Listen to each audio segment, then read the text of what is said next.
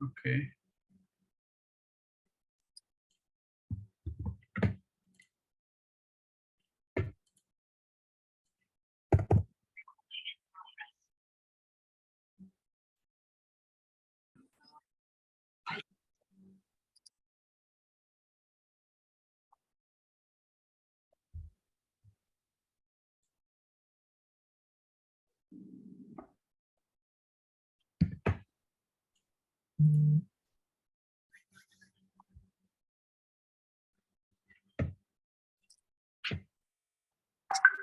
So good evening, everyone.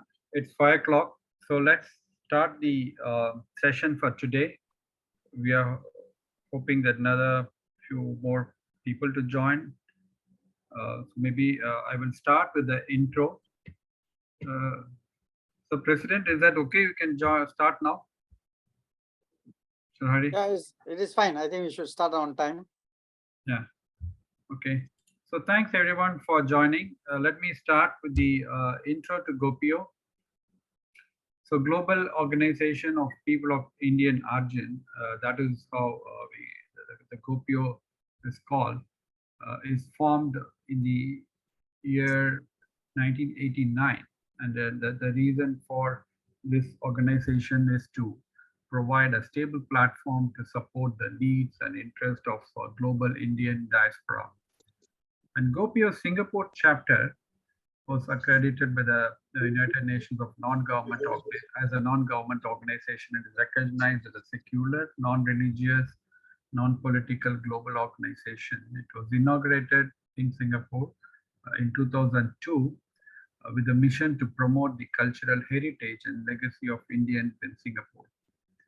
And it's a registered society under the Register of Societies since 2001.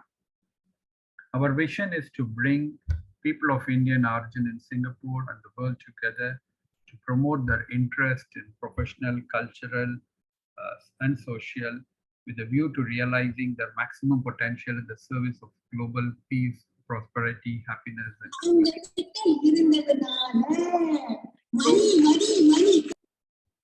sorry. Okay. So that's the introduction about GOPIO and GOPIO Singapore. I now welcome Mr. Adi Krishnan, the president of GOPIO Singapore, and under his able leadership, we are now conducting many events, and this is one of the important event under the series of health talk which we've been having for quite some time. And I welcome Mr. Hari Krishnan to provide the welcome address. Thank you, Tam Shanmugam, for the introduction. A very good afternoon, ladies and gentlemen, members from various GOPIO chapters. When I chose this topic, your precious eyes, members were wondering exactly why did I choose this topic. So basically, it goes back to our. Can you please mute those who are not speaking? Sandra, please mute them. Otherwise, there's a sound coming in the background. Can I continue? Yes, sir. No, it's better. Okay. GOPIO reflects the global organization of people of Indian origin, which has chapters in 40 countries worldwide. The objective of having GOPIO is to see that together as Indian diaspora, we share our resources and knowledge for the benefit, mutual benefit for all Indian diaspora. For GOPIO Singapore chapter, we run an annual conference, a business conference, and about more than 20 countries participate in that conference. We run a youth annual conference where also more than 20 countries participate in the International Youth Conference. we have a quarterly business talk for members and those who are interested in such business talks, who can benefit from such talks. We have a yoga session every month. We have a medical talk every quarterly.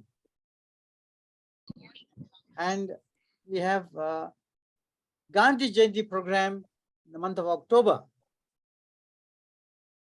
So for the students and the youth, we have other programs to support their needs and interests. In addition to all these activities, we thought we should explore more opportunities. So we have joined forces with the Singapore Indian Chamber of Commerce and a few other social organizations to see that we participate in each other's activities and promote our activities for the benefit of the Indian diaspora locally and for overseas. When I was talking about what is precious in a Toastmasters chapter meeting, I'm a Toastmaster myself. So when I was talking to the Toastmasters chapter meeting, to the members, for all Toastmasters, I asked them a question. What is precious to you? So I was telling them, if you give me an answer, you get a chocolate. If you give me the best answer, you get $100. So everyone was so enthusiastic because they're going to get $100. So I started asking them, and they by show of hands. And one was saying, oh, my mother and father, they are precious to me. Okay, fine. That's a good answer. Then we proceeded. And another gentleman said, no, diamonds are precious to me. Then I realized he's a diamond merchant. Okay, good. So then we went on. Each one gave their own answers. One said his wife, one said his girlfriend, his best friend, and so forth. All the answers continued for a few minutes. Then I was wondering, no one spoke or said the body they are having is precious to them. Each organ they have is precious to them. No one did it. So I said, when people ask me who got the $100 top prize, I say no one. Then they ask me, what is so precious that you're not giving us $100? So I told them, your body, each part of your body, if you miss something, you have to pay a fabulous sum to replace it, or sometimes you may not be able to replace it. For example, if your kidney is gone, well, if you don't get a donor, of course, you have a big problem going for a kidney transplant, or you're going for a regular kidney treatment until you get a kidney transplant. Likewise for the other organs. And among all these organs, just imagine if we are all not able to see the world, we're not able to see each other, what happens? The whole world becomes dark and gloomy. So then I realized how important eyes are. I just went for a cataract surgery. Dr. Ajeet is the one who did it. And I find now my eyes are so sharp. I was so happy about it. The reverse, there are so many people in the world who have lost their eyesight. So I was just thinking about them. I said, you have to try to save eyesight, which is so precious. So I thought, this title, Your Precious Eyes, will help many to preserve their eyes in good condition and see that it lasts long enough. And with that, I wish to thank all the participants today and welcome them to this program, and I'm very sure that you will enjoy this topic given by one of the best doctors, eye doctors in Singapore, Dr. Ajeet. So let us hear from him later about this. Until then, relax and watch the program. Thank you so much. Thank you, Mr. Hari, for your welcome speech. Yes, eyes are precious. It's the lamp of the body. If you maintain it good, the light is everywhere in the body, and yeah, so it's in the, we see through the heart, right? Before we invite Dr. Ajeet to give the speech for the session, let me invite Mr. Chandra Mohan, our Vice President, to introduce our doctor. So Chandra, please. Thanks, Mr. Tam. Good afternoon, Mr. Harikrishnan Muthusamy, President GOPIO Singapore, Dr. Ajeet Madhav Wagle, partners and friends. It is my pleasure to introduce Dr. Ajeet today. Dr. Ajeet Madhav Wagle is a medical director and senior consultant ophthalmologist at the International Eye Cataract Retina Center at Farrer Park Medical Center and Mount Elizabeth Medical Center.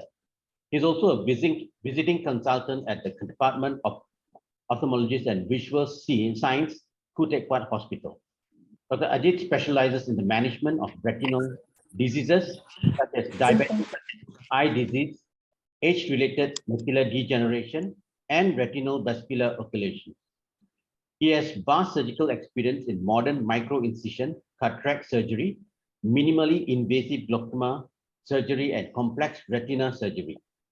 Dr. Ajeet's past major appointments include Associate Consultant, Retinal Services at Sankra Nadralaya, Clinical Senior Lecturer at the Yong Lu Lin School of Medicine, National University of Singapore, and part-time lecturer at Optometry Centers of Singapore Polytechnic and Nanyang Polytechnic. Dr. Ajeet is a fellow of the Royal College of Surgeons, Edinburgh, UK, and the Academy of Medicine, Singapore, and is also a member of the National Academy of Medical Sciences, India.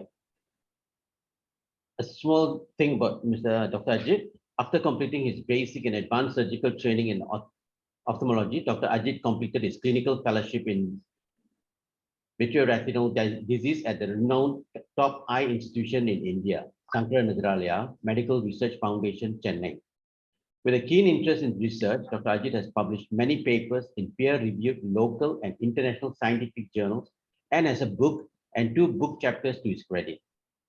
He has been conferred many awards, including Best Outgoing Student, Gold Medal by the Medical Research Foundation, India, and the Health Services Excellence Silver Award at Alexandra Hospital, National Healthcare Group, Singapore.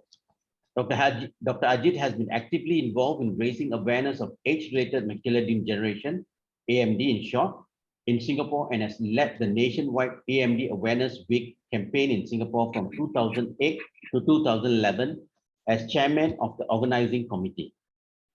He was successfully awarded the Public Health Education Grant from Ministry of Health, Singapore, for the AMD Awareness Week campaign for 6 consecutive years.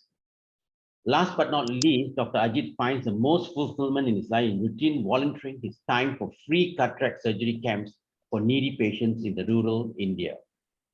With that, ladies and gentlemen, let me present to you Dr. Ajeet Madhav Wagle to share how we can take care of our precious eyes. Dr. Ajeet, please, the stage is yours. Thank you so much for the kind introduction. I hope you can hear me well. Yes, we can. Doctor, yeah. At the outset, I would like to thank Mr. Harikrishnan and all the team at GOPIO for inviting me to give this talk on your precious eyes. And I'm really honored and pleased to be here with all of you this evening. Thank you for joining the talk. So it's heartening to know what Mr. Harikrishnan also talked about is very important to reflect on as to what is precious. Precious is, of course, something that we value greatly and something that we would not handle or treat carelessly. And this may mean different things to different individuals in general. Some may value their possessions, some may value money. Many of us value our beautiful relationships, But I think most of us would agree that we value our health more than any of these mentioned above. Let us reflect on this question that I have here. And this question is about your senses. So of your 5 senses, which one are you most afraid of losing? Is it hearing? Is it touch? Is it taste, smell, or vision? While you reflect on this question, I'm aware that the answer for this question may vary for every individual based on their perceptions, based on their experiences. But what does research tell us? A study published in 2002 showed that over 90% of individuals fear blindness the most. And why is this so? Vision is arguably one of the most sensitive and precious of our knowledge acquiring senses, because we perceive about 80% of all the impressions by means of our sight. If our other senses were to weaken for some reason, our eyes provide a very good backup. For example, if you were to have loss of hearing, if you have good vision, your vision can provide you a good image of the surrounding, and you can possibly lip read people talking, you can recognize people, and you can manage your way through life. On the other hand, if you lose vision, it's sometimes very difficult to adjust to your life without the ability to see around you. And this holds true for the other senses as well. So why do we need to protect our sight? Protecting eyesight is very important to maintain our quality of life. We also know that 80% of young adults now in Singapore and a lot of Asian countries have myopia or short-sightedness. 1 in 6 adults aged 45 and older has some kind of vision problem. And the risk of vision loss increases with age. Hence, it is extremely important to invest our time and effort in protecting our sight. So in today's talk, I will outline the talk under these 4 headings. We'll talk briefly about some common myths about eyes and vision. We'll talk about healthy visual habits to protect our eyes. We'll talk about some common eye diseases briefly. And I will give you some tips on how to protect and preserve your precious eyes. We'll of course have a question and answer session at the end of the talk. We want it to be interactive. So if you have any questions, please feel free to ask at the end of this talk. So let's move on to some common myths that we often hear about vision. These may not be all the myths that we come across, but these are possibly the more common ones that are heard of. The first one is vision loss is a normal part of aging. It is widely felt and understood that vision gets weaker with age. And a lot of people accept this as a normal part of aging. Is that really true? We know that age-related eye diseases, some of which we'll talk on later, can be potentially prevented from occurring and also from progressing by tackling some very important modifiable risk factors early in life. We know that those who live a healthy lifestyle have a less risk of developing vision problems in their later years. And we also know that eye diseases that are diagnosed early and treated promptly result in better vision outcomes for the individual.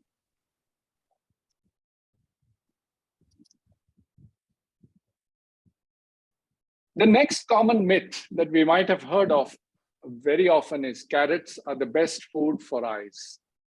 carrots have become very popular, and because of the fact that carrots correlate with carotenoids, beta carotene. But we must look beyond carrots. Carrots, of course, are good for the eyes. But in addition to carrots, there are many other foods that are important to maintain good eye health. Green leafy vegetables provide substances called as lutein and zeaxanthin, which are actually derivatives of beta carotene and are extremely important for retinal health. Citrus fruits and berries provide vitamin C, which is a powerful antioxidant. Almonds and other nuts provide vitamin E, which is also antioxidant. And flaxseed, chia seeds are some of the foods that provide omega-3 fatty acids, which are important to maintain the health of the tear fluid of the eye. Let's move on to the next common myth. We often hear patients and people ask us whether eye exercises can eliminate the need for glasses. Well, in the very early stages of having the need for glasses, eye exercises may help to some extent. But we must remember that eye exercises can improve quality of vision, but they do not cure short-sightedness or nearsightedness. Eye exercises can help to relax eyes, reduce fatigue and strain. And they can be used as what is called as adjuvant therapy, which means use them in addition to using eye correction devices like glasses. This is based on a research study published in 2012, where adjuvant yoga therapy, where eye exercises based on yoga kriya, have been shown to benefit relaxing the eyes, reducing fatigue and strain, but have not been shown to remove the need for glasses. The next common myth that I thought is important is something that I'm also asked very often. Is it best to give eyes some rest by not wearing glasses all the time? Well, taking a short break may allow eyes to rest and relax. But not wearing glasses, especially for those who have a higher prescription or a higher degree, strains eyes and they tire out more easily. Especially true for children who have significant short-sightedness. We do recommend constant use of glasses to maintain good eye health. The next common myth is that cigarette smoke has nothing to do with eyes. Now, smoking is something that is fairly common in the community, especially in the younger generation. And we have to remember that today, research has shown that smoking is the single largest preventable cause of disease worldwide. We all are very familiar with the serious health effects of smoking, such as heart disease and lung cancer. But studies, one of which was done by us, has shown that there is a very poor awareness of smoking as a cause of blindness. Very few people know that cigarette smoking can increase their risk of vision loss later in life. Based on research, smoking increases the risk of developing a cataract twice. It also increases the risk of developing a disease called as age-related macular degeneration, or AMD, about 3 to 4-fold. It increases the risk of glaucoma, diabetic eye disease, and dry eyes. For AMD, it is quite important to remember that cigarette smoking is associated with this disease in a dose-dependent fashion. Those who smoke a lot higher have a higher risk of developing the disease in their later years. But there is some good news, of course. Smoking cessation or stopping this habit early reduces the risk of the disease over time. In fact, those who stop smoking have their risk reduced to that of a normal individual over a decade. So definitely there's value in giving up this habit. While we were talking about smoking, I would also like to bring up that it's not only the individual who smokes who is at risk. The passive smoker who lives along with an individual who smokes is equally at risk. And very often we forget this. There are individuals who have never smoked in their life, but have developed serious eye problems. And very often we find that they have very close association with other individuals who smoke. What about the other common myths? The last one that I wanted to bring up is very relevant to today's day and age. Staring at digital screens all day is harmless for the eyes. Now, what do we know about all these things? Well, there is a very well-defined condition called as computer vision syndrome. And this is based on the fact that those who have a protracted and uninterrupted use of computers or other digital display devices do develop eye strain. And when we talk about protracted and uninterrupted use, very often it means prolonged hours of use. So in today's day and age, average daily exposure to digital gadgets is definitely in the range of about 8 hours a day for an average individual. And 90% of those who spend at least 3 hours a day start to have symptoms of this condition called as computer vision syndrome. What are the symptoms? I think these symptoms most of us are very familiar with, because these are one of the most common eye symptoms that individuals face today. They can be either visual symptoms like blurred vision, eye strain, tired eyes, dry eyes, or double images in the vision. Or they could be general body symptoms like fatigue, dizziness, body ache, headaches, etc. What are the contributing factors for this condition? Inadequate blinking of eyes, which very often occurs when we focus on a gadget or on a screen for long hours, is one of the important contributing factors. Uncorrected vision problems where individuals do not use the appropriate glasses, contact lenses, or corrective devices is another contributing factor. Inappropriate lighting conditions, like working in a space which has dim illumination, or having a glare on the screen, or having strong blue spectrum backlights in the background, increases the risk of developing this condition. And of course, if in your workplace you face air vents from an air conditioning device or fan, and the wind blows directly towards your face, then there is also this higher risk of developing eye dryness in the eyes. Now, our modern digital world that we all live in today is characterized by two things. Prolonged near work. We spend a lot of time on gadgets, and we have a high exposure to blue light. Now, what is this blue light?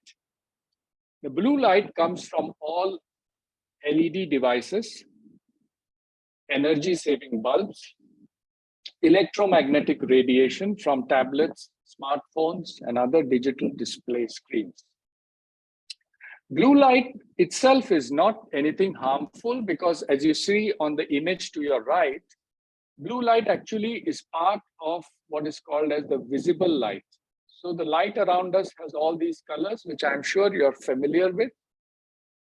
But blue light is very special because it is cool, it's not uncomfortable to look at, but it is high energy light and it has shorter wavelengths.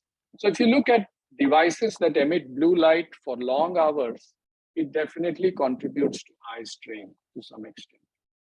Of course, invisible light, which is beyond the visible range, is ultraviolet light.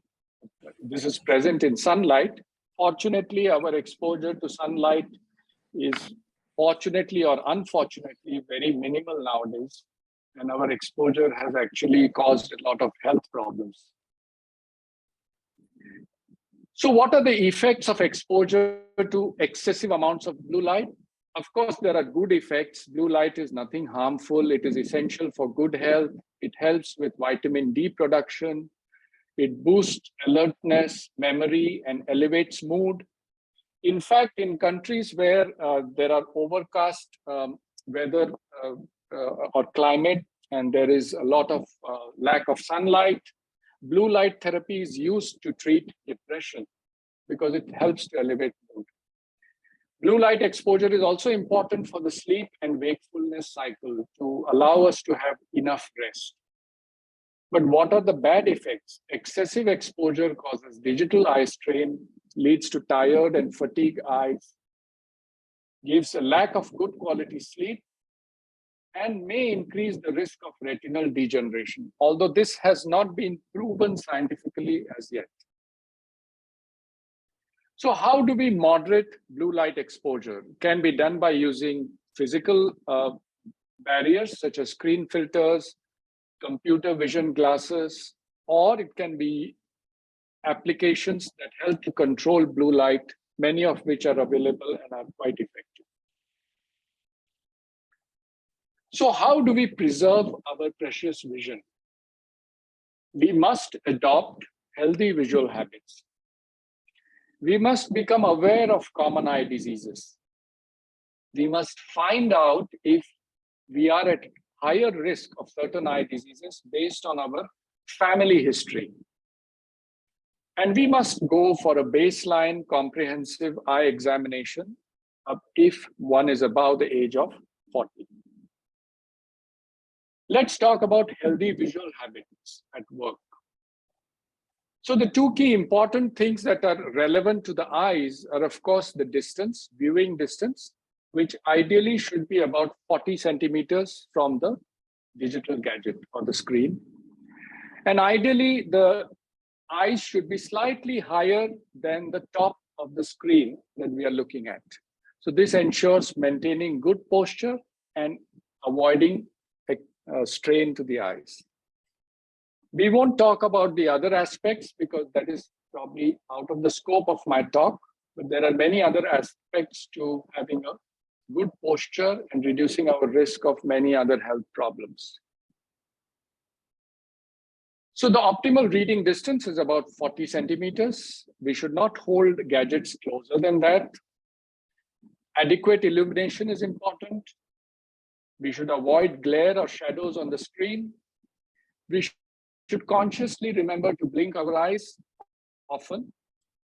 And we can follow this general rule called as 20-20-20 rule, which reminds us that every 20 to 30 minutes, we should take a break from these screens and we should look at a distant target, which is about 6 meters or 20 feet away for at least half a minute. So that helps us to relax the eyes and avoid eye strain. Of course, we talked about good posture and good quality sleep to maintain eye health. How do we become aware of common eye diseases? We must remember that many of the eye diseases that I'll be talking on later do not have any warning signs. But fortunately, many of these diseases have modifiable risk factors.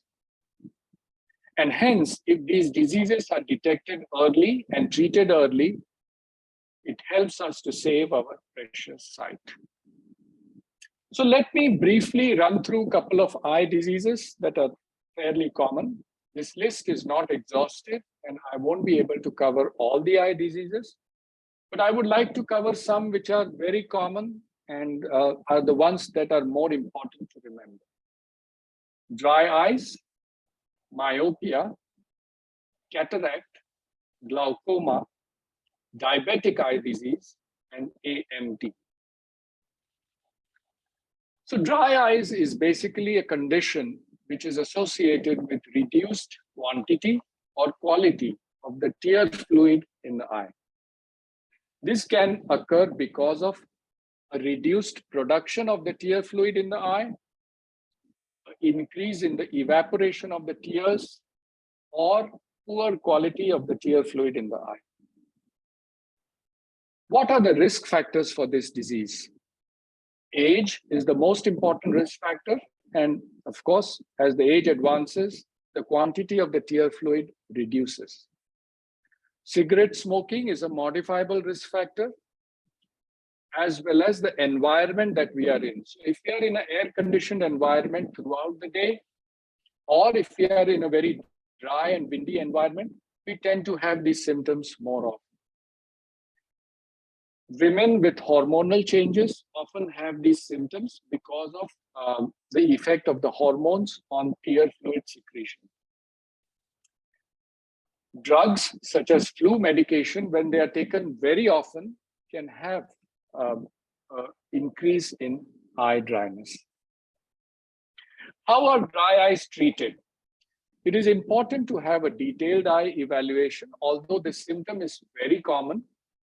And the evaluation is to understand the cause and the type of the dry eye. Lifestyle modification with smoking cessation is beneficial. Appropriate eye drops, which are tear substitutes, are often given as first-line therapy for patients with mild dry eye.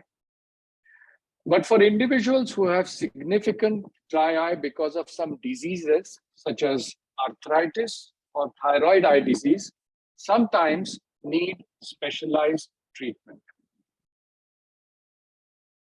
Let's move on to the next disease, and this is called as myopia or short-sightedness. We all are very familiar with this disease in Singapore and in Asian countries.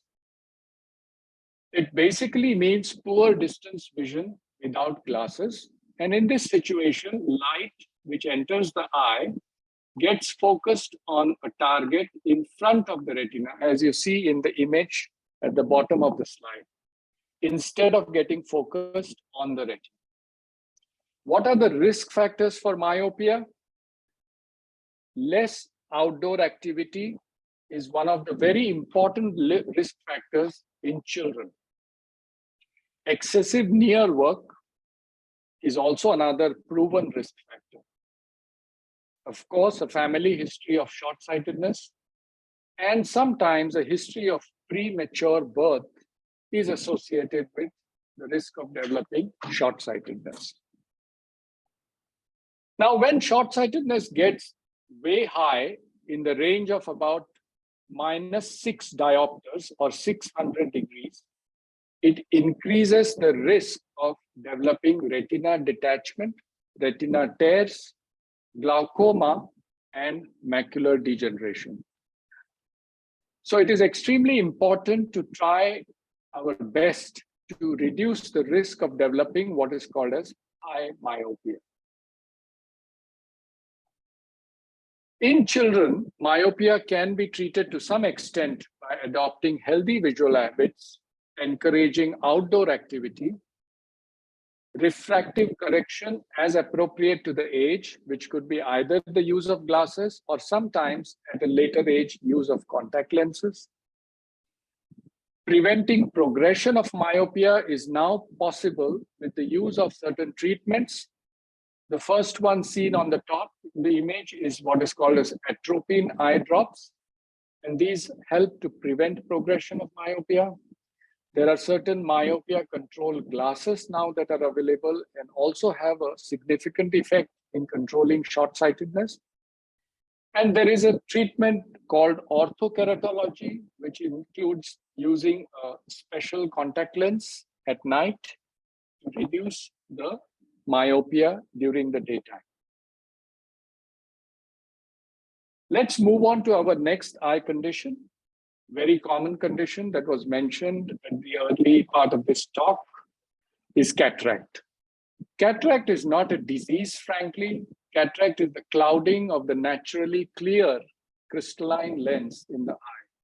So here in this image of a young patient, you see the center of the lens is actually very clear and the eye image shows a dark pupil. On the other hand, when an individual develops a cataract, the lens becomes cloudy, it becomes yellowish brown in color, and of course affects vision. What are the risk factors for a cataract? Of course, cataract is an age-related process. And very often patients who develop a cataract are in their later years in life. But those who smoke have a higher risk of developing cataract. Those who have prolonged exposure to ultraviolet light for long hours outdoors have a higher risk. Those who have eye injuries, have diseases such as diabetes, or are taking drugs such as steroids, have a higher risk of developing the disease. How is cataract treated? Well, cataract surgery with an intraocular lens implantation is the only definitive treatment for a cataract. But not every patient requires cataract surgery unless, of course, the cataract starts to bother their daily life. There are temporary solutions. Change of glasses might help for a couple of months. Brighter light for reading might help temporarily. And use of anti-glare glasses while driving or use of sunglasses when outdoors might help to some extent. Modern day cataract surgery has now evolved into a very fine and precise surgery. The surgical time is fairly short. The recovery is fairly quick. And with some precise technologies, it is possible not only to correct short-sightedness, long-sightedness, but also to correct what is called as astigmatism or a cylindrical power in the eye. So we are able to align the lens in a very precise manner based on data acquired before the surgery. And this ensures that a patient who undergoes cataract surgery can have the best vision possible after the surgery. Let's move on to our next condition very briefly, which is called as glaucoma. Now, glaucoma is a disease of the optic nerve. The nerve of the eye, which is at the back of the eye, gets damaged because of raised eye pressure. Very important to remember that this disease is a silent disease, and it is almost impossible to know if you have glaucoma if you don't go for an eye check. What are the signs of glaucoma? Raised eye pressure in most of the patients, damage to the optic nerve, and reduced peripheral vision. Now, the photographs to your right show you how a normal individual would see when he looks at the nature around him. He would be able to see all the corners of the view and the entire view. In early glaucoma, without one's knowledge, the corners of the vision start becoming slightly hazy and dark. And eventually, with advanced disease, there is only a tunnel of vision in the center that remains. Sometimes, unfortunately, even this is lost and resulting in total blindness. What are the risk factors for glaucoma? Again, aging is one of the most important risk factors. A family history of glaucoma is extremely important because if one has family members who have the disease, there is a risk of developing the disease in the future. Cigarette smoking, again, is a proven risk factor for glaucoma, and steroid medication in any form, if taken for many months or years, increases the risk of developing glaucoma. How is glaucoma treated? Well, the aim of treatment for glaucoma is only to preserve existing vision. Damage from glaucoma cannot be reversed, and hence it's extremely important to get it diagnosed early. What are the treatments? Eye drops are very often used, but these eye drops are long-term medication, very similar to medication for blood pressure and diabetes. They are lifelong medications. Sometimes specific laser procedures are done, specialized procedures to control the eye pressure. And in certain instances, surgery is recommended. This image here shows you a traditional glaucoma surgery where a filter is created in the eye to drain the fluid out of the eye. And more recently, minimally invasive glaucoma surgery has evolved, where very tiny incisions are made into the eye and a tiny implant is placed in the filter of the eye to drain the fluid out of the eye. So minimally invasive glaucoma surgery is almost like laparoscopic surgery that we are familiar with. Let's move on to our next important eye condition, which is called as diabetic eye disease or diabetic retinopathy. Now, this disease is basically a disease of the blood vessels of the retina because of diabetes. And again, very important to know that this disease is not associated with any symptoms in the early stages of the disease. Hence, it is extremely important to have an annual eye check with a retinal examination at least once a year for patients who have diabetes. Now, this poster from the Ministry of Health very nicely summarizes the problem that we face in the world today. 1 in 3 individuals who is above the age of 65 has diabetes, so it's not uncommon. 1 in 3 individuals in the population has a chance of developing diabetes in their lifetime. So again, it's not at all uncommon. And you look at the bottom of the poster, long-term complications of diabetes which affect quality of life. The first one mentioned is blindness. And there is a reason for that, because loss of vision associated with diabetes can really not only affect the individual, but also, the family and the society that he lives in. There are other diseases associated with diabetes, like kidney failure, heart attack, stroke, amputation, and they are also serious problems. But of course, loss of vision has its own significance. Now, diabetes affects individuals in the working age group, and hence it's extremely important, because if individuals lose vision in this age group, it affects them, but it also affects their family that depends on them. And of course, having diabetic eye disease increases the risk of developing other life-threatening diseases, such as heart attack or stroke. Now, here we see these 3 photographs. The top photograph is a normal, pristine retina, which is very nice to look at, very clean. The center of the retina is called as the macula, and this is the optic nerve. If we look at the photograph to the left bottom, we can see some blood spots in the retina. We can see some yellow deposits, which are cholesterol deposits. And this is a sign of early diabetic retinopathy.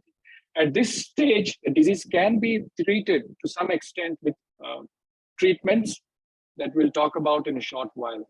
But if the disease is not controlled, not treated, it very often leads to serious bleeding inside the eye, in the retina. And at this stage, unfortunately, the only option is to undergo complex retinal surgery. How is diabetic retinopathy treated? The most important is a good control of diabetes and other risk factors such as blood pressure and cholesterol. Eye treatment includes eye injections, as shown here in the top photograph. These are very fine, tiny injections into the eye. They are painless, but of course, they are injections that have to be done at a fairly frequent, regular interval. In certain patients, they may benefit from laser treatment to prevent the disease from getting worse. And in advanced disease, there is a need to do complex retinal surgery. Now I move on to the last condition that I wanted to share, which is called as AMD, or age-related macular degeneration. Now, these portrait photographs done by an artist from UK, Adam Hahn, show us, on the left, the face of a lady where half of the face is not clear and the other half is fairly all right. On the other hand, on the portrait to your right, the face is absolutely smudged, and sometimes it's almost impossible to know who you are looking at. And this is what happens in this condition called as age-related macular degeneration. So this disease is a deterioration in the health of the center of the retina, which is called as the macula, because of aging. And it is the most common cause of non-avoidable blindness in those who are 60 years and older.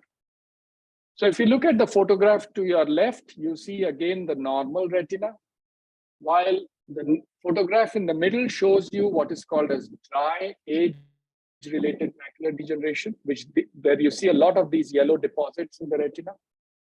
And the last photograph shows you wet macular degeneration, where you see a huge amount of blood under the retina and degeneration of the center of the retina. So what are the risk factors for this disease? Again, there are some non-modifiable risk factors, aging and heredity. But more importantly, proven modifiable risk factors are cigarette smoking, lack of antioxidants in the retina, and exposure to UV light. How is AMD treated? Of course, with lifestyle modifications such as regular exercise, healthy diet, avoiding smoking, and monitoring central vision with this particular chart called as an Amsler chart, very much helps in reducing the risk or making an early diagnosis of this disease. How is AMD treated? Dry AMD is treated with antioxidant supplements, which are given in a particular formulation, as shown in the photograph on top. Wet AMD is treated with eye injections, again, similar to the diabetic eye disease. But again, these injections have to be done fairly repeatedly, and there is a cost to these injections. So it's best to reduce our risk of developing the disease rather than reaching a stage where we need treatment. Sometimes certain types of laser treatments are done for AMD, the cold laser treatment or the hot laser treatment. So a very common question that I'm asked is, how can I take care of my precious eyes? With the background of the information that I gave you, the first and foremost tip that I would like to give you is to stop smoking and educate others. It is important not only to reduce the risk to yourself, but also to your near and dear ones. The second tip is to take a diet rich in green, leafy vegetables, nuts, and colored fruits. Fortunately, an Indian diet has abundance of most of these foods. But in today's day and age of fast foods and easy foods that are available across the board, we should learn to make the right choices and learn to eat fresh vegetables and colored foods.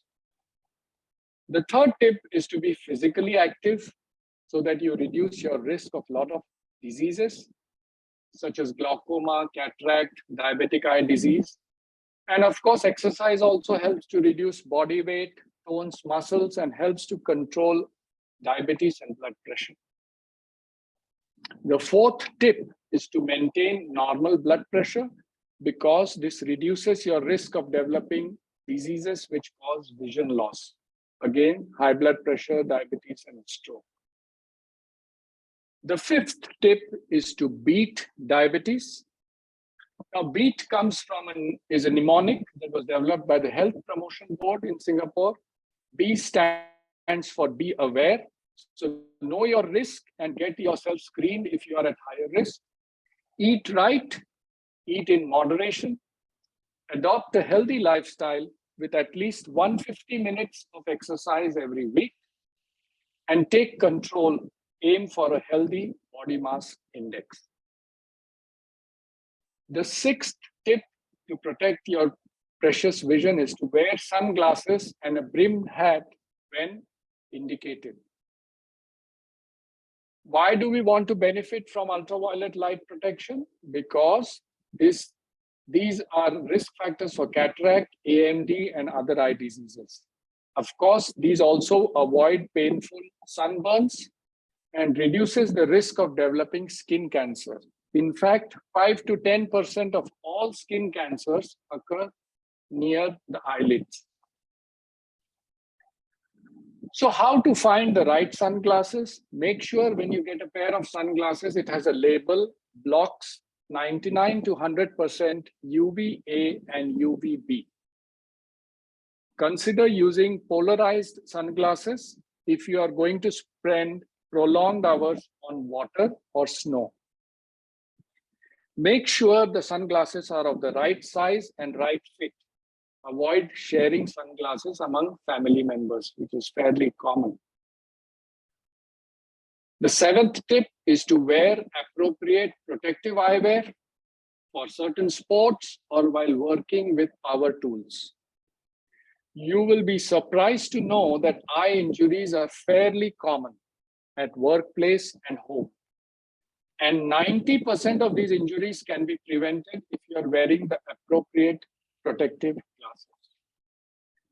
It is also known that 60% of individuals who have such injuries are not wearing the glasses when they are doing the particular activity. So it's extremely important to be proactive and careful.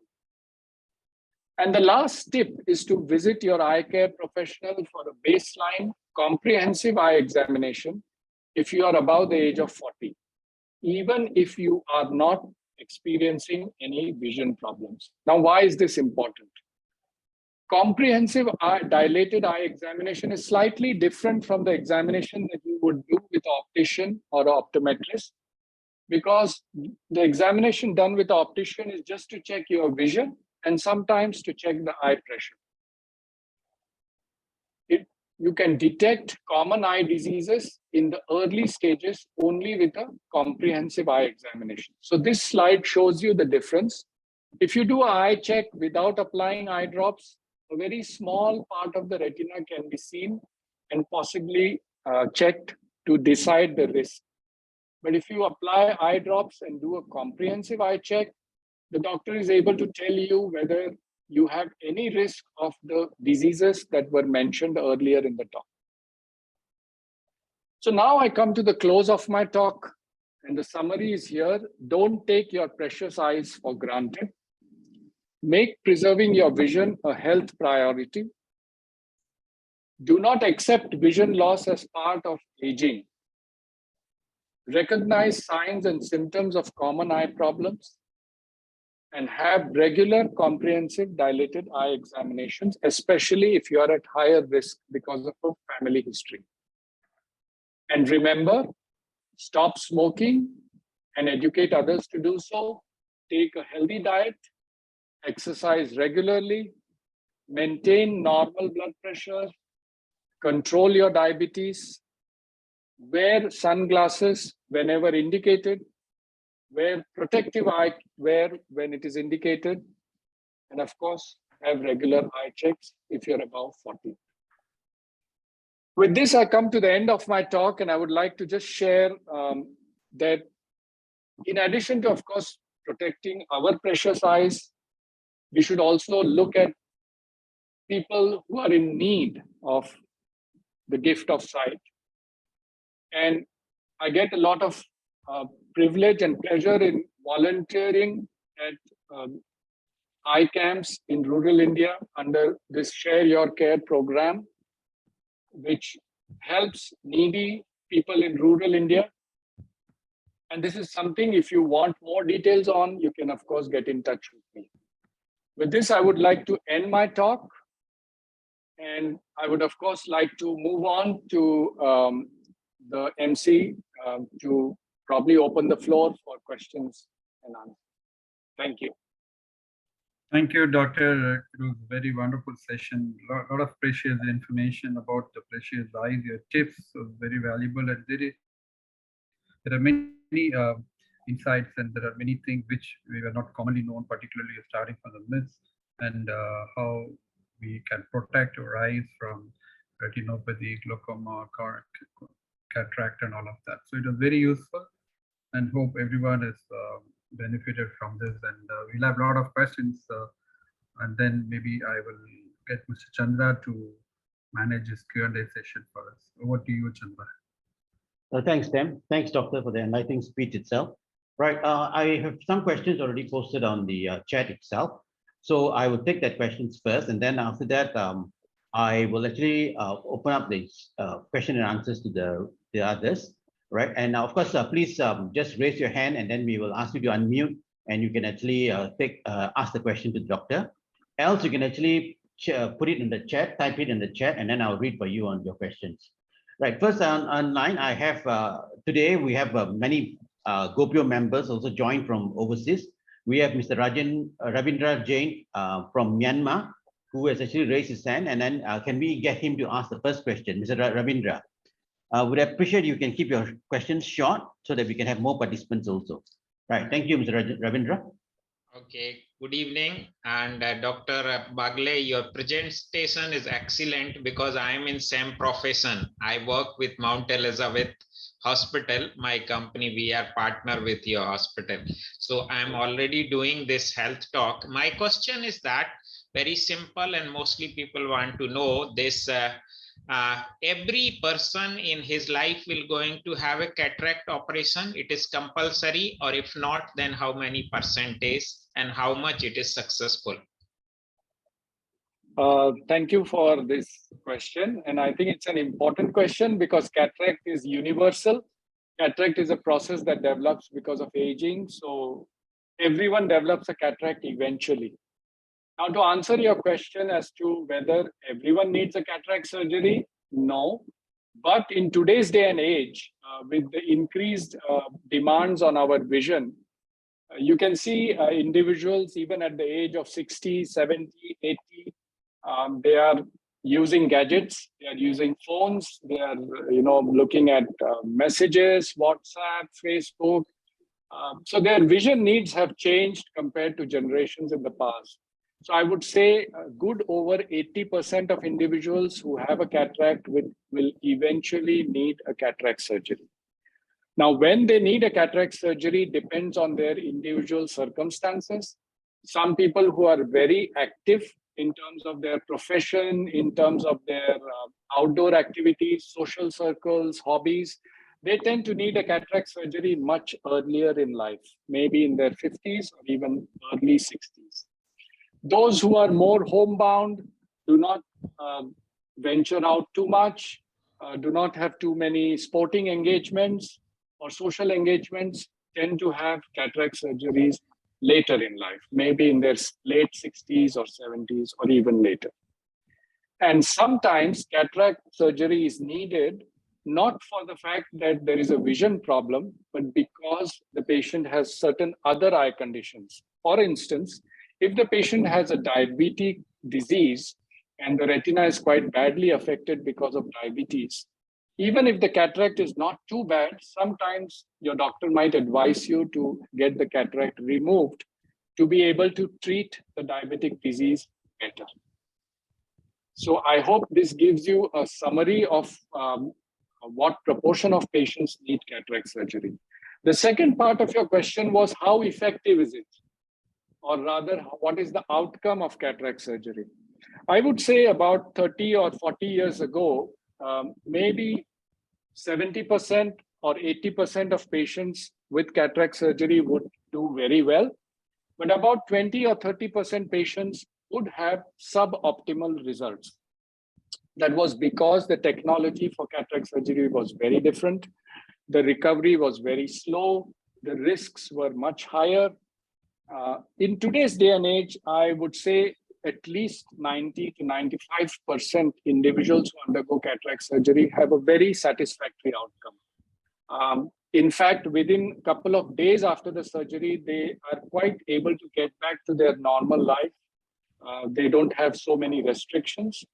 But that has all been possible because of the evolution of technology and also because of micro-incision cataract surgery. So in the past, a cataract surgery would need incision in the eye, which is about 10 to 11 millimeters or 1 centimeter, which is quite a big incision if you look at the size of the eye. In today's day and age, cataract surgery goes down to an incision of 2 millimeters, which is very tiny. And that's the kind of refinement in technology which allows early recovery. Thank you, Doctor. I hope that answers your question. Yeah, thank you very much. Yes, thank you. Right. So the next question I have from Mr. Rajashekharan, sorry, can myopia be cured naturally with age? So doctor, in line with this also, right, I actually wanted to also ask, earlier you mentioned eye drops will help, those who have been using glasses for many years. So can myopia be reversed by using these eye drops and all that, in line with Mr. Rajashekharan's questions? Yeah, thank you for the question. I think myopia or short-sightedness is a condition where we need corrective lenses to correct and have a precise, sharp vision on the retina. The treatments that we talk about, such as eye exercises, may have some benefit in the early stages of myopia. So, if individuals have a very low prescription, a very low degree of about 100 or 150 degrees, around there, they might be able to get benefit from eye exercises, eye focusing exercises, and reduce their need for glasses most of the time. But myopia cannot be reversed by the current treatment modalities that are available. The eye drops, the contact lenses, and the glasses that I talked about can prevent progression of myopia. They cannot reverse myopia. Of course, there are cosmetic procedures such as LASIK surgery or lens implants, which can reduce the need for glasses, but they don't actually reverse myopia. With age, of course, as one starts to develop a cataract, the degree of the eye changes. And sometimes there are individuals who find that they used to need glasses. And then once they start developing cataracts, they no more need glasses because the focusing ability of the eye changes and they no more need glasses. So that happens in certain situations, not in all patients. I hope that answers the question. Right. Thanks, doctor. All right. So is there anyone else? The Tam Shanmugam? Yeah, you may ask. Yeah. Thank you, Chandra. So, Doctor, this is in line with the question what has been asked before. So, for the one of the treatment you mentioned is the laser treatment. So what is the minimum age when one can go through the laser treatment? I'm asking particularly for the children, when they can go. Yes. Yeah. So this is quite a common query that we come across when we meet parents of children who have short-sightedness and they are undergoing follow-up. More important than the age is the fact that the myopia should stop progressing.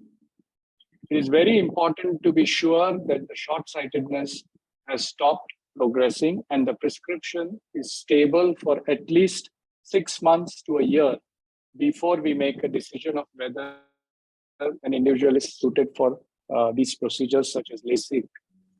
Very often in our experience for girls, this happens around the age of 18. For boys, generally around the age of 20. But my advice is the age is not really the more important number, although that's sometimes what we look at. More important is to know whether the myopia has stopped progressing, because this happens to be different for every individual. There are some who have progression of myopia even in their university years. They are in university, college, they are 20, 25, 26, and they continue to have progression of myopia. While there are some who have myopia getting stabilized in their secondary school years. So it may vary a little bit. My advice is not to rush into it. And of course, be sure that it is stabilized and of course, have a detailed eye check before making that decision. Thank you, Doctor. That was the new information for. Yeah, thanks, Doctor. So I'm waiting for questions. Anyone have any questions? Please raise your hands and then we can actually ask your questions. Right, Chandrika? Yeah, next you can ask your question, yeah? You can just mute yourself and ask your question, Chandrika. Sorry, you can unmute yourself, sorry, yeah. You're still muted, Chandrika. Are you raising a question? Okay, right. So next, while waiting, Doctor, can I just ask you another question also? You mentioned that, the social media, I mean, rather the digital gadgets, right, has become one of those things that actually cause some of those eye diseases and all that. Is there any lookup when we buy these gadgets like, laptop, computers, notebooks and all that, right? Where we have some kind of indication at the back. And today, a lot of people are actually going for big screen televisions and all that, right? So any indication, like what kind of gadgets that we can actually buy? Like, whether it's like, zero damage to the eye or something like that. Is there any of that kind of indication? So, yeah, thank you for that question. I don't have any commercial interest in any of the advice that I give. But in general, the things that I would say is bigger screen, the better in terms of computers. So it's better to use a desktop instead of a laptop. It's better to use a laptop in place of a tablet. And of course, phone usage should be limited to communication and probably important messaging. Because smaller the screen, our eyes train more to look at the content. So if you can imagine, the kind of content that we are looking at on our desktop is compressed on a very tiny screen on the phone. And we, of course, try to manage with that, but that's not good. So watching movies on a phone is definitely not recommended. Spending probably a few minutes is fine when you're traveling or when you don't have ability to look at a big screen. But when you are in a home environment or office space, make the choice, use a bigger screen. As regards, the type of gadgets, of course, the more later technologies have ability to control the backlight of the screens. They have reduced emission of light from the screens, and they are better. But there is no scientific evidence to say that a huge television screen is better than the usual, television screen that we are used to. So I don't think that is more of personal preferences. But I would say that, I am more concerned about our work environment, more concerned about smaller gadgets. And those are the ones that I would definitely recommend you to moderate use. Right. Thank you, doctor. Thank you, doctor, for that. Okay. I'm still waiting for questions. Any questions from the participants or the audience here? While I wait, if not, I have another question for doctor. Yeah, so one more question for you, doctor. I'm sure a lot of us are here health conscious and all that. We do our regular health checkup. Every year we go for our health screening and all that. So all the diseases that you mentioned, right? Usually we go for the eye screen test. It's only a few minutes kind of test. Yes. So all these diseases, can it be detected by the normal health screening? Some of them may have indications to suggest that you are at a higher risk of the disease. So during a screening test, usually you have a vision test, you have an eye pressure test, and in some situations you have a photograph of the retina taken, a small photograph of the retina. So if these three are done, then there is a good chance that risk of glaucoma can be suspected. So sometimes the doctor might find that you have probably higher risk of glaucoma. There is a chance to pick up diabetic eye disease, which is also very important.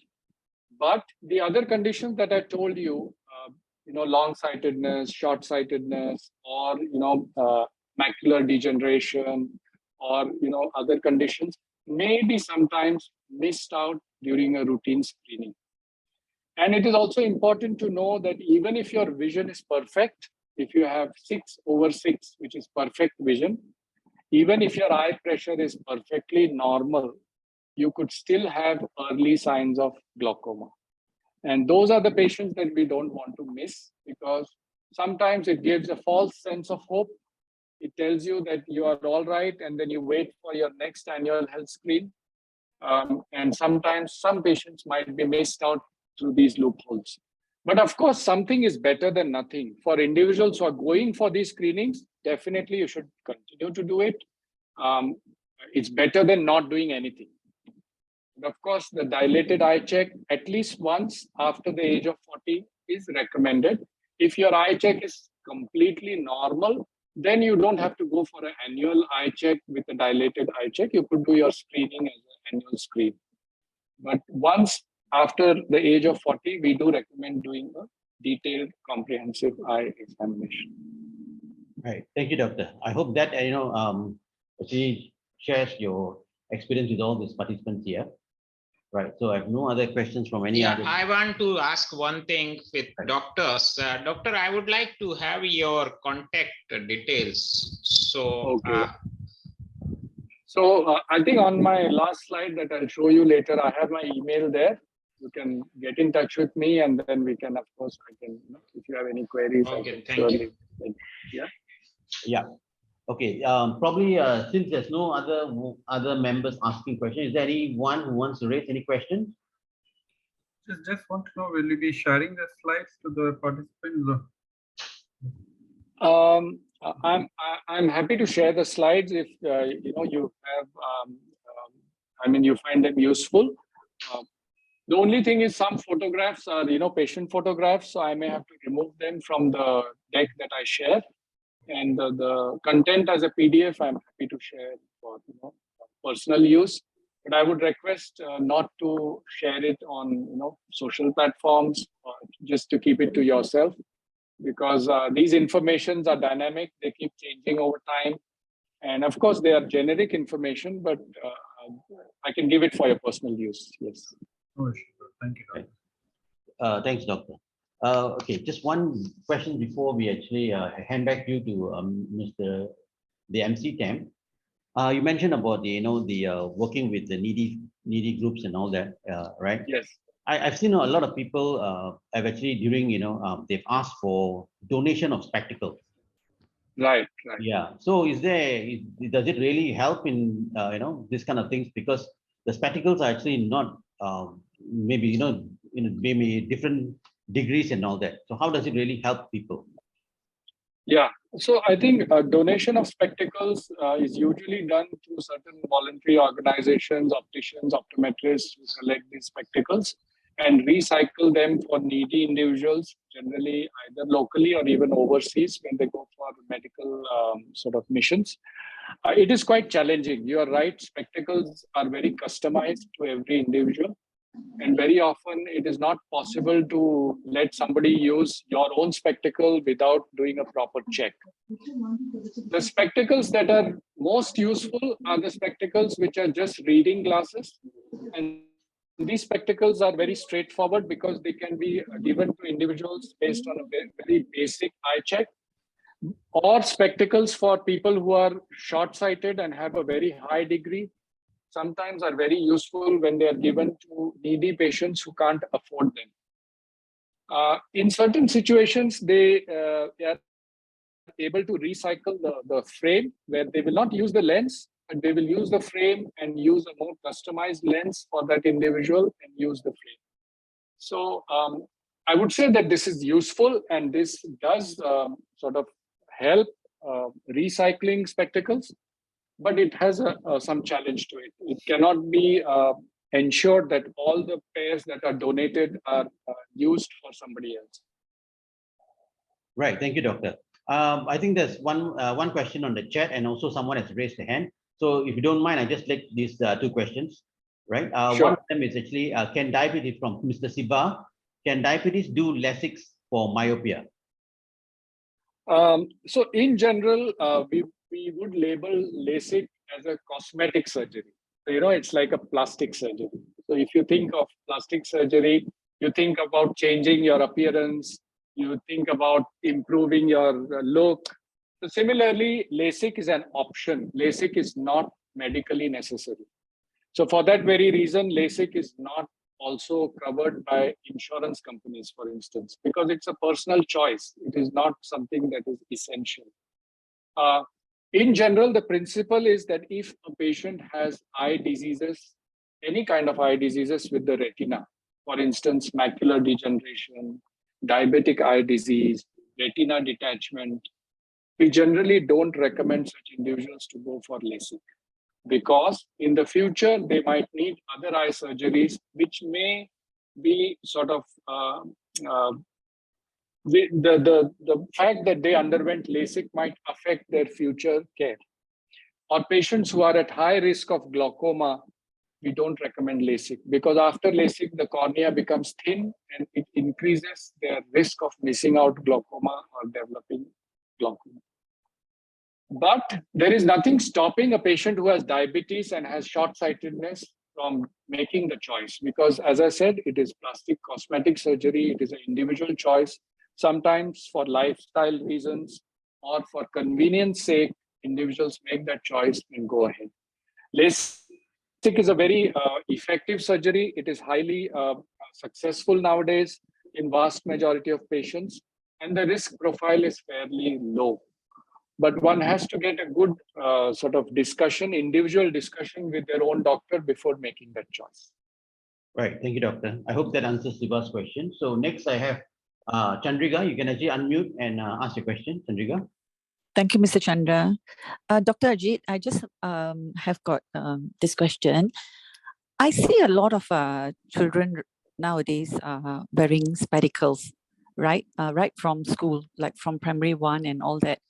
Is it because of the usage of the blackboard versus the whiteboard right now, or the white screens right now? Because my daughter is also affected. When she was young, she already using spectacles. So I just want to know what is the reason. Thank you. I think you brought up an important point. Most importantly is the overall environment and the lifestyle that children are now exposed to. Because of the nature of today's needs from education perspective, school perspective, children are exposed to long hours indoors in schools. Children are exposed to gadgets very early in life. Children are exposed to less outdoor time. All of these, in addition to a family history, if parents or siblings also have short-sightedness, the child, of course, has a higher risk of developing short-sightedness. So all of these together contribute to the fact that a child develops short-sightedness. I don't think it is particularly the use of a black or a white board that really changes things. But of course, we do know that if the contrast is good, so if it's a black board and a white font, that is the ideal contrast, a black background with a white font. On the contrary, if it's a white board with a black pen, I think that contrast somehow seems to be less ideal. But I don't think that is the major reason why children develop myopia. It's a combination of factors. And one has to balance out all the factors as much as possible to reduce their risk of developing higher degrees later in life. So encourage outdoor activity, reduce their time or limit their time on gadgets to the bare minimum. And of course, also make sure that they have a healthy diet and reduce near activity. All of this together will reduce the risk of progression of myopia. If despite doing this, the myopia continues to progress, of course, it's best to see an eye doctor and decide whether any of those treatments that we talked about are needed for the particular child. Sure. Thank you very much, doctor. Both sides of the parents or the grandparents actually don't wear glasses. So we were quite surprised. Yeah, thank you very much. Right. Yes. Right. Thanks for the question, Chandrika. Right. I think there is no other. Okay. Okay. One more question from Prabhakaran. How to treat blackout of eyes that occur all of a sudden for few seconds in diabetic patients, and how threatening it is for the power of eyes? I think this question is bringing up a condition which was not discussed during our talk. Blackout, if it really means the true sense, blackout means like switching off the light in a room. So if you're sitting in a room and somebody suddenly switches off the light and it becomes totally dark, that is what is the meaning of a real blackout. And if that kind of vision problem occurs in a patient who has diabetes, I think it is quite significant and quite important to have a thorough eye check. And not only an eye check, we also recommend having a check for control of the blood pressure, diabetes, heart check as well, and a check of the carotid artery, which is the artery that supplies the blood to brain and the eyes. The reason is this kind of blackouts can sometimes occur because of blockages in the blood vessels.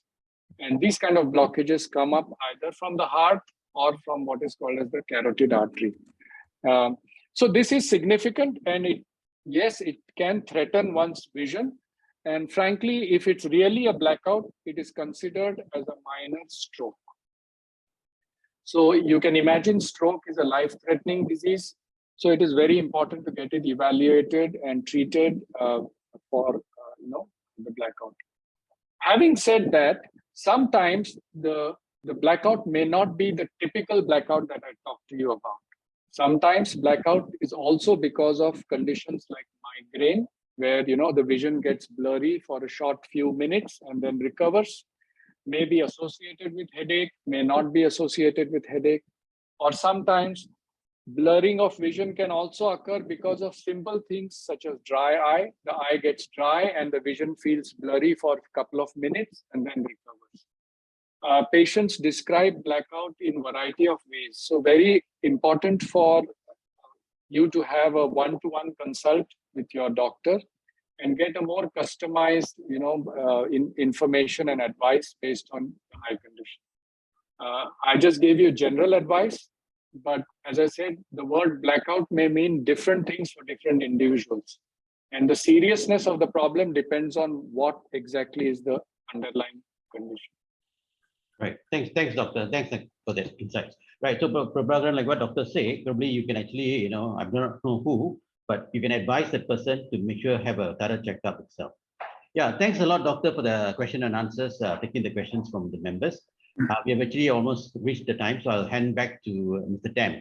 Thank you once again, Dr. Ajeet, for the insightful talk itself. Back to you, Tam. Thank you, Mr. Chandra. Thank you. Thank you.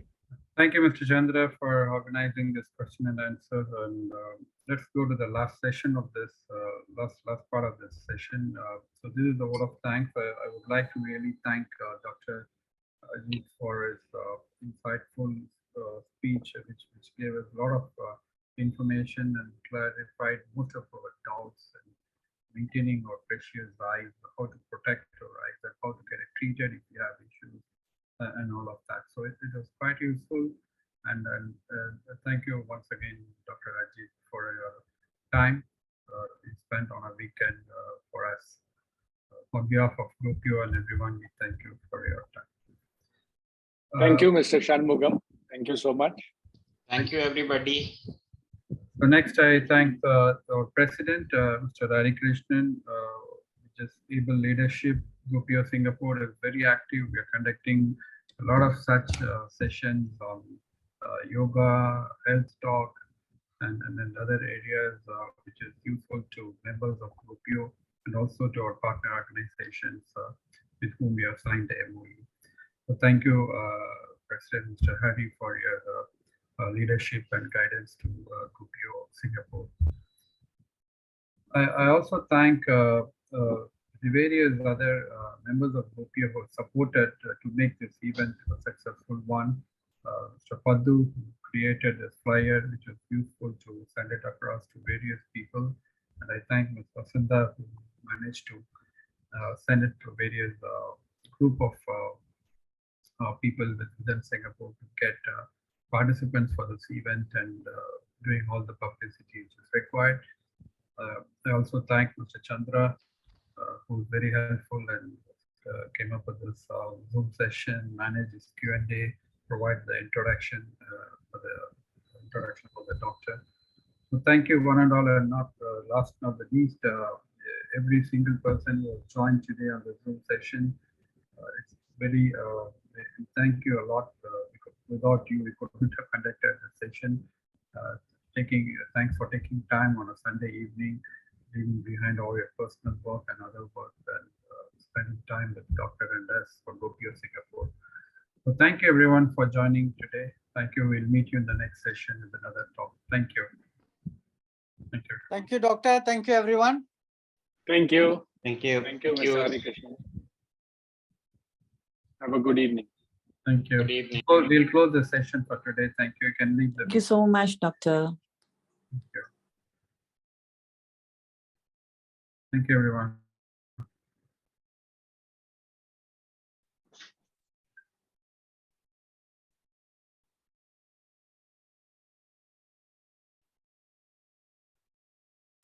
Thank you.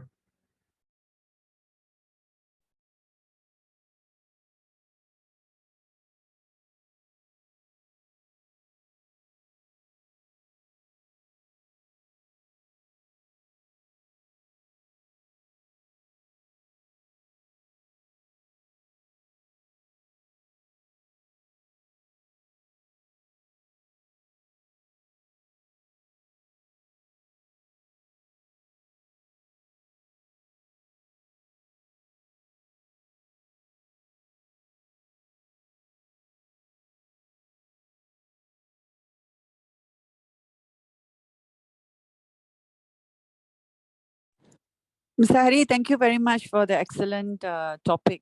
Precious Eyes really benefited a lot from this session. Most welcome. We'll try to bring you more similar programs. Sure, thank you, Mr. Hari. The most important thing is we need more support, more people to Kandipa. attend. Kandipa, Today, I Mr. think we Hari. had 35, the top line. So 35 is not enough. We must at least get 50 for such a topic. Definitely, Mr. Hari. நான் வந்து என் டாட்டரை வந்து tuition டீச்சர்கிட்ட அனுப்பிட்டு இதுக்கு attend பண்ணேன். Thank you so much. Thank you, sir.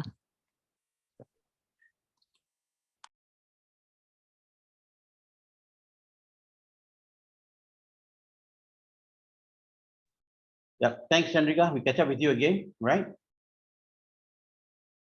Okay, most of them are out, Mr. Hari. Yeah, okay. You wanted to say, I think we had more than 35 participants, Mr. Hari. Some of them, about 3 or 4 dropped out halfway through. Yeah. So we are about 39 to 40, yeah. But still, I feel at least we must hit 50 because I find that it was not promoted by everyone. So anyway, I did 600 or so. I informed of 600 people, and today also I repeated the last minute. I just sent it out so in case they forgot. So just as kind of a reminder, I sent it out today this afternoon. But the whole issue is this. I think our publicity is not enough. Do you think so? Yeah, we do understand that, Hari. Today's program is a very good program. Which agree with you. One more thing is like Tam asked the question, can we share your slides with everyone? That kind of question should not be asked in front of everybody. Yeah. Chandra? Sorry. Don't ask, in future we cannot ask the presenters, open up in front of everybody, can we share this thing? No, why? It is not nice. They take a lot of time to prepare such slides. We can quietly ask them, can we share? Quietly, we can ask them, but not in front of everybody because they cannot say no. You put them in a very bad shape, bad position. You push them to the corner and ask them, hey, can I share? The person cannot say no. So he has to. And future, I will do that too. Normally, if you are the MC, you would not have said that, but some other things you have to highlight to new people taking over. Okay, noted, Ansari. Yeah. And then the other organizations who sign MOU with us, I do not know whether we send them copy of this flyer. We did. I think we did send, and I also met this. I met this through the Simita from the Sun last week in the event that we had, right? The book of records. So I also told her. Then she said, "Yeah, okay. I saw that flyer, but let's. I will get members to participate." Then she also shared with me her events and all that. So, but I'm not sure. I don't know whether there was any participants from her group or not. But see, she sends it in a WhatsApp group. Right. So see how sometimes you don't even see her message because unless she calls us and tells us something. Yeah. So in the last meeting, right? I think Tam suggested that we should put all of our partners, right, in one chat group. I mean, if they are agreeable, then we can actually do that, and then we can actually share publicity materials there. I think we should do that. I think we should tell our Paddu, right? I don't know whether Paddu is aware of this. Yeah, he was in the meeting last week, but anyway, what we can do is actually, we can create a WhatsApp group. I mean, we already have one for friends and GOPIO members. Correct. We can just send the invite to Partners. them. Yeah, we can just send the invite to them. If they're interested, they can join. I mean, we don't force them to join. If they want to join, they can join. It's up to them. It should not be like just like a template distribution. It should be more specific. Dear partners, something like that. Addressing a kind of letter to them or something like that. Right. It's a Okay. bit personalized. Otherwise, it becomes like a bit paper. You know, everybody sees it. So what? But if it is more focused to the partners, maybe that will create some interest in them. Hmm. This we'll try. Okay. வேற என்ன சொல்லுங்க வேற வேற ஒண்ணு நேற்று ராத்திரி வந்து இவரு குணா அனுப்புன ஒரு மெசேஜ் திடீர்னு இன்னைக்கு இது செய்யறாங்க சொன்னாங்க இட்ஸ் ஆக்சுவலி ஆன் பிசிக்கல் சொன்னாங்க then he sent one last night telling me oh there's one Zoom can you join அப்படின்ட்டு then I said no some events also right so I couldn't join so நான் என்ன பண்ணேன் வெளியே வந்து கொஞ்ச நேரம் I just joined the first half and Ravi was actually giving the urology so yeah, so what I did was I joined for that, and after his speech, then I just locked off. I saw that GOPIO Singapore, GOPIO போட்டிருந்தது அப்புறம் காணோம். பார்த்தது. I was there. Right. I was there for 1.5 hours, close to 2 hours. 10 to 12 பார்த்தேன் அப்புறம் பேசிக்கிட்டே இருக்கிறாங்க non stop until 12:45 they didn't stop. So but அவங்க communication கொஞ்சம் improve பண்ணுது. I mean, they want to invite early lah. They already have this program in mind quite some time. Even on the message கூட பாருங்க, he just sent me 2 days before the publishing the magazine. I don't know whether they publish it or not. Anyway, I'm going to KL now. I'll speak to both Ravi and him and see what are things. I don't know whether they are maybe they don't have manpower or they don't delegate. I'm not sure. So anyway, I'm going on the 23rd. So 24th, I'll speak to them and see how it works. Okay. Specifically for something? I'll speak to Ravi, Guna, and one more guy, the Gopala Krishnan. Okay. I like to meet up all the three together and then tell them this is our problem. So we want to improve our relationship better. Yeah. So is there any specific reason for this meetup, Mr. or is it confidential? No confidence, nothing. On 23rd, they are having what you call the business conference. Let me see what's the topic. I thought Guna sent you the invitation also. Yeah, he did. I told him to send because he was doubtful. I said, you better send. If he's going to the next president, you better send to him.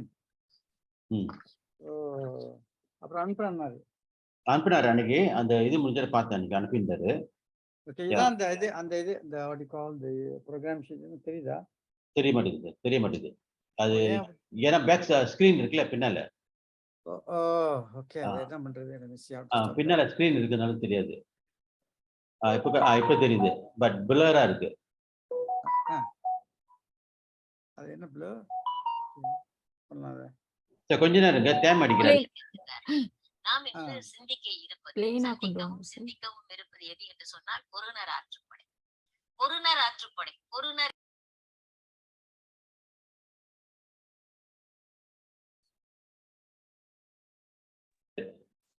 அவர் இது start பண்ணிட்டாரு line. Okay I'll call him back later. இந்த இது என்கிட்ட இருக்கு sir. Guna அனுப்பிட்டாரு. இதை அவர்கிட்ட share பண்ண போறீங்களா அந்த இதை வீடியோவை இன்னைக்குள்ளத? எது? He may not be using it for right purpose. So tell him doctor சிலது delete பண்ண சொல்லிருக்காரு. அவர் delete பண்ண பிற்பாடு கொடுக்கறேன்னு சொல்லுங்க.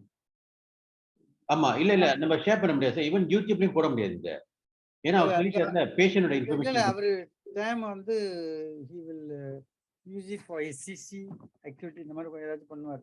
இல்ல ரெக்கார்டிங் நான் கொடுக்க மாட்டேன். பாத்தீங்க? ரெக்கார்டிங் நான் வச்சிருக்கேன். ரெக்கார்டிங் கொடுக்க மாட்டேன். So because this one he already specifically say that oh sure I should stop this recording now. Sorry. ஆனா இது வந்து ஸ்பெசிஃபிக்கா